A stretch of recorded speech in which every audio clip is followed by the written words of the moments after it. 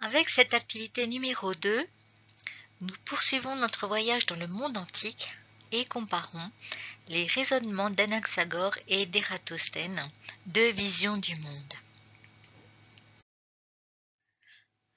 Ératosthène et Anaxagore, deux savants grecs qui n'ont pas vécu tout à fait à la même époque, ont donc, à partir de la même observation et à partir de deux hypothèses complètement différentes, fait des trouvailles tout à fait différentes aussi.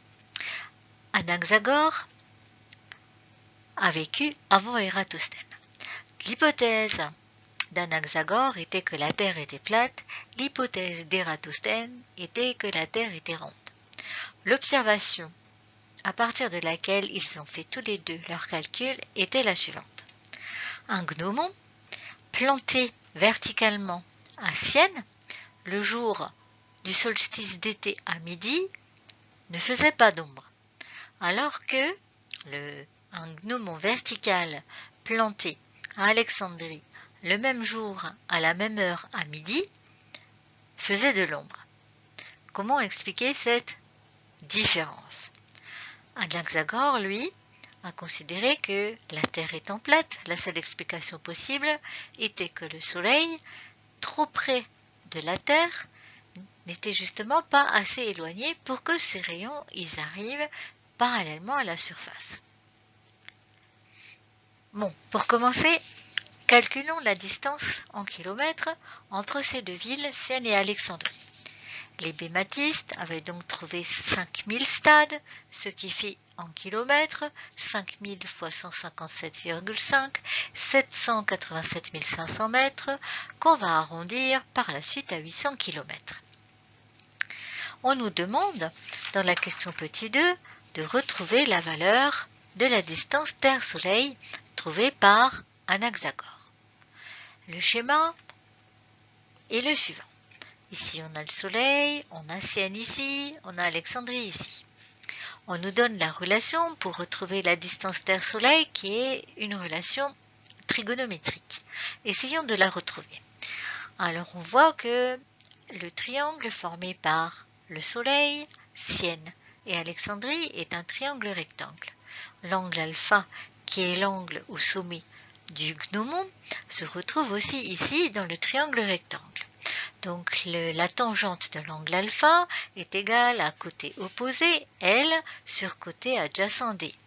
De ce fait, D va être égal à L divisé par tangente alpha, ce qui fait 800 km, distance Sienne-Alexandrie, divisé par tangente 7,2, ce qui fait 6333 km. On voit que bien sûr cette distance est complètement fausse puisque la distance Terre-Soleil, maintenant on sait qu'elle vaut 150 millions de kilomètres.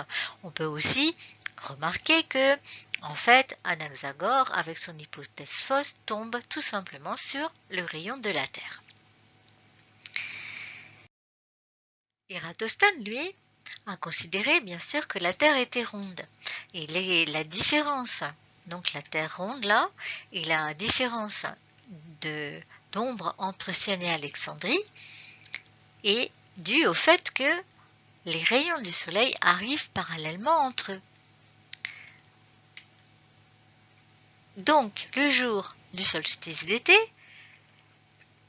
il n'y a pas d'ombre à midi à Sienne, parce que Sienne étant sur le tropique du Cancer, le Soleil est au zénith, donc les rayons du Soleil sont verticaux.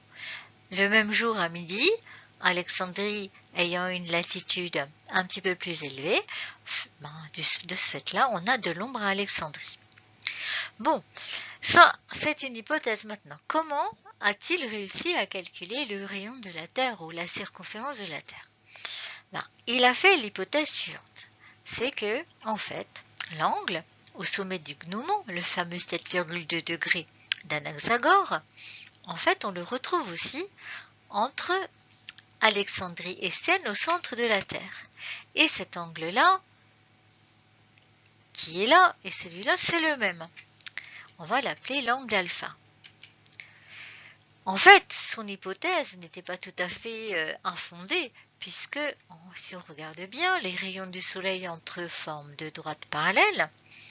La séquente correspond ici aux rayons de la Terre qui passe par Alexandrie, et l'angle entre la séquente ici et la première parallèle est égal à l'angle entre la séquente et la deuxième parallèle qui est là. Ces angles, on les appelle des angles alternes internes, ils sont égaux. On poursuit le raisonnement. On connaît l'angle qui est là. On connaît la distance entre Sienne et Alexandrie, qui est donc l'arc de cercle qui est là. Or, un arc de cercle est proportionnel à l'angle qui est balayé. Donc si ici on a 7,2 degrés pour 800 km, proportionnellement, on pourra calculer la distance en kilomètres pour un angle de 360 degrés. Et c'est ce qu'a fait Ératosthène. On pose 7,2 degrés correspondent à 800 km, 360 degrés correspondent à un tour complet la circonférence de la Terre. On applique la relation de proportionnalité, elle égale 360 fois 800 divisé par 7,2, on trouve 40 000 km. Bon, pour être précis, Ératosthène a plutôt mesuré des fractions de cercle, donc son nombre de 7,2 degrés correspondait à un cinquantième de cercle, et donc la circonférence de la Terre était égale à la distance Sienne-Alexandrie multipliée par 50, 800 fois 50, on retombe bien sur 40 000. On peut aussi à partir de là retrouver le rayon de la Terre, donc le périmètre ou la circonférence c'est 2π fois r, donc r c'est L sur 2π, 40 000 divisé par 2π, ça fait 6370. Depuis, on a fait des progrès dans la mesure du rayon de la Terre et donc maintenant plus précisément c'est 6371 km et la circonférence vaut environ 40 030 km. Mais il faut reconnaître quand même que c'est pas mal à l'époque de trouver le rayon de la Terre et la circonférence de la Terre de façon aussi précise. Bon, alors maintenant, votre travail va consister à recopier les diapos dans le cours, à comprendre le cours et à savoir refaire la démonstration.